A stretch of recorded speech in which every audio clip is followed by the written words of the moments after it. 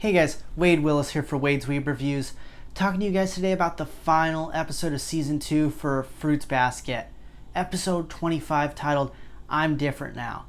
Now, this is by far my favorite episode of the season, although there were tons of amazing episodes, but this really stuck out to me. And before I go any further, guys, make sure you like the video and subscribe to my page. It helps a ton with the algorithm. First thing I'm going to tackle on this is the big reveal for Akito being a girl. I thought the whole time that Akito was a girl. I've had a few friends that asked me why I thought that, who have read the manga.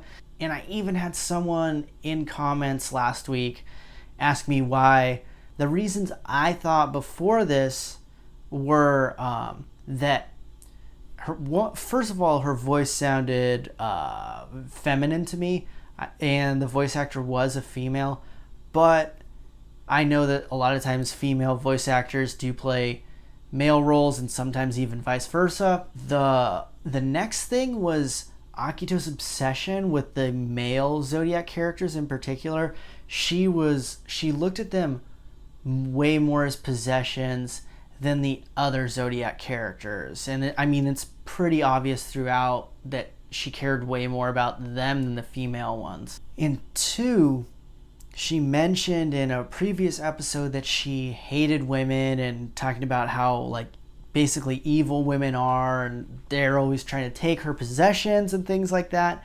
And she says this when she finds out that Haru and Rin are dating. The way she handles all of these things, to me, the whole time looked like how a heterosexual female would possibly act in the situation that was trying to hold on to her possessions, as opposed to a gay male. But that's just my opinion. I ended up being right, but you can disagree with why I thought that, but that's just how I looked at it. This is a big reveal to Toru, though, but it makes sense. One, Toru is ditzy and kind of just an airhead, which we love her for it. And two, she doesn't see everything else that we see. From Toru's eyes, it would be maybe hard to see or even guess that Akito would be a female. But from us, we saw all the things that I mentioned before, that Toru really wasn't privy to. So that's my thoughts on it. And I think it might have been more difficult for people out here in the West to think of Akito as a girl, because in Western religion, generally God is considered to be a male. Whereas I know in some Eastern religions, there are female gods, I believe. So out West, it might be a stranger concept for people to consider God to be a female. But I didn't see it that way. Now, the meat and potatoes of this episode really comes down to Kureno and the significance of him being the one to actually break the curse. So, obviously, huge deal that someone has already broken the curse. Toru's goal is to end this curse as a whole. So, great news for her. Don't really have a solution because Kureno doesn't know how he actually did it, or at least he says that he doesn't. He says it suddenly happened without him even really realizing or really knowing how he did it. It is broken nevertheless. Now, there's some major significance to him being the one that broke the curse, and some really poetic things. Again, the writing in this is amazing, and why they choose certain characters with certain zodiacs to have things happen the way they do. Kureno, the one who is technically the most free as a zodiac, because he's the rooster, he can fly, he's able to go out into the sky. Few things are considered more free than being able to fly. So him being the one who already was able to fly and then being freed from the curse is very interesting. Now, he says that when the curse was broken, just his vision all of a sudden like grew, and even though knew he would never be able to fly again, he was happy because he felt human for the first time. And this is like a common theme in the show that's very important. The Zodiacs, most if not all, don't really feel human because they have this curse. If you polled society and asked what superpower would they want, a big chunk of people would want to fly. And it's interesting, Kureno, he's completely content not being able to ever fly again, just to be human. So that to me is very significant. When the bond broke between him and Akito, we see, and it's a flashback, and you see Akito, when this bond's broken, Akito breaks, and she's sobbing, asking him never to like abandon her, all of this stuff, and he agrees to not abandon her. Now it seems like to Kureno, his word truly means a lot to him. Other Zodiacs, if this happened to them, I'm fairly certain that they would have just dipped out. He promises to stay by her side, or some people would argue on paper that this is the right move for him to make. He promised her this, he has to keep his word. Now, there's so many ethical implications with this. One, instead of giving Akito the opportunity to grow, he is enabling her by staying by her side all of these years and giving her exactly what she wants and demands.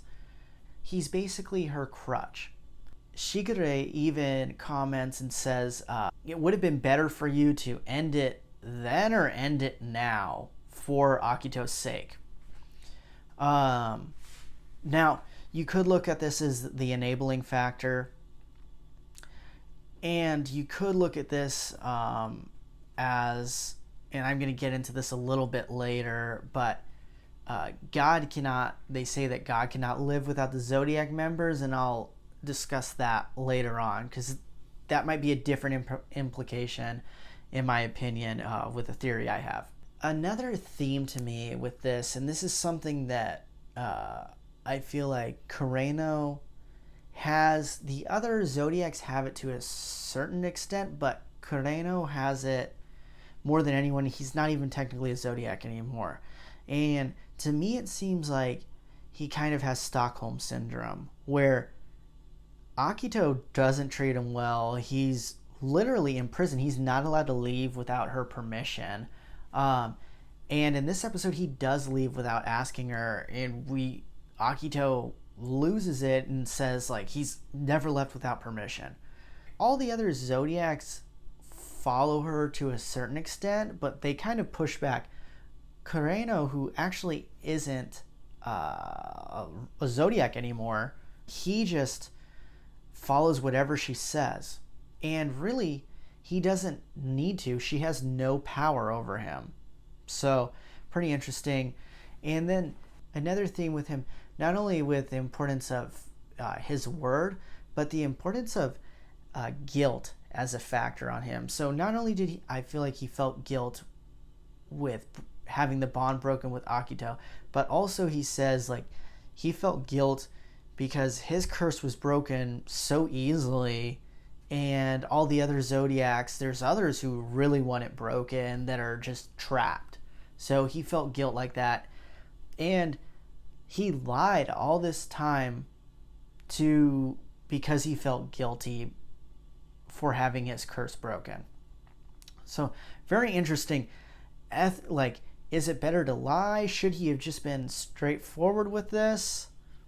I really loved how they show Kureno break the news or break this secret to Toru, and he does it by hugging her, and she's just like, she kind of caught wind of it because the birds flew away from him, and usually like cats are attracted to Kyo, like all that stuff.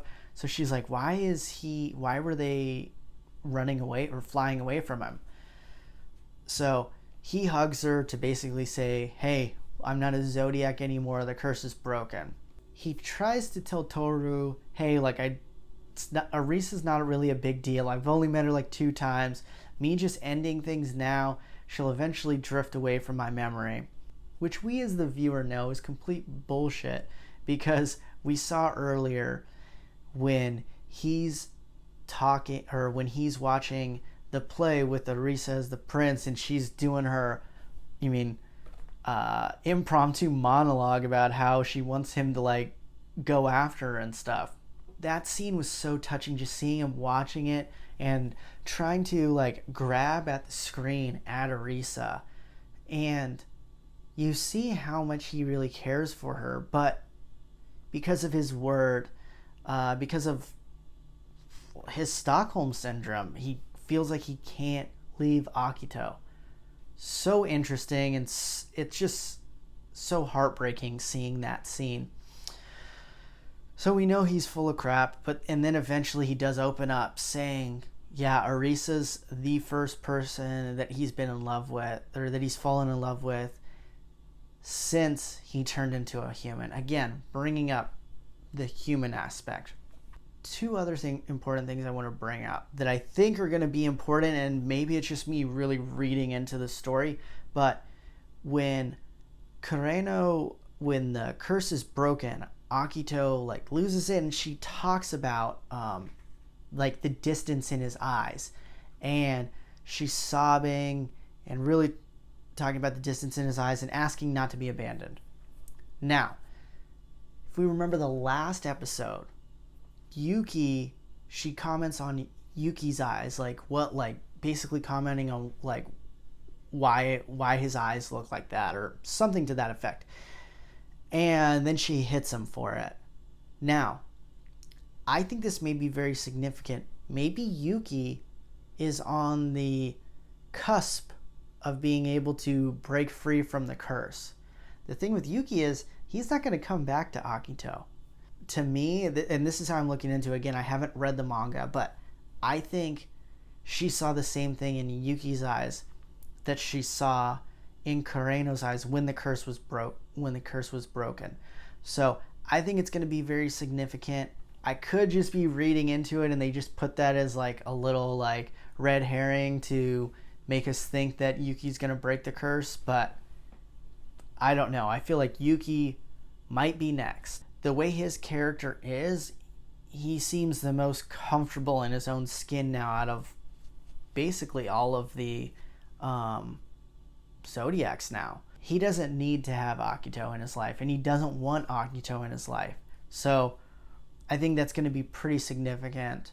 But again, I could be wrong. I haven't read the manga. That's just my thoughts on that. Now, back to the God can't live without these Zodiac members. Kureno still staying by Akito's side. Now, I have some questions with this.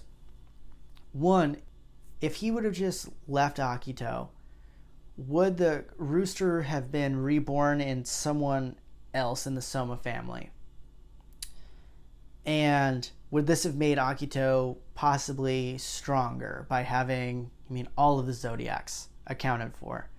Again, this is just me theorizing, but that could be pretty significant, and that could also be why Shigure says, like, shouldn't you just end it? Like, it would be better for Akito if you did.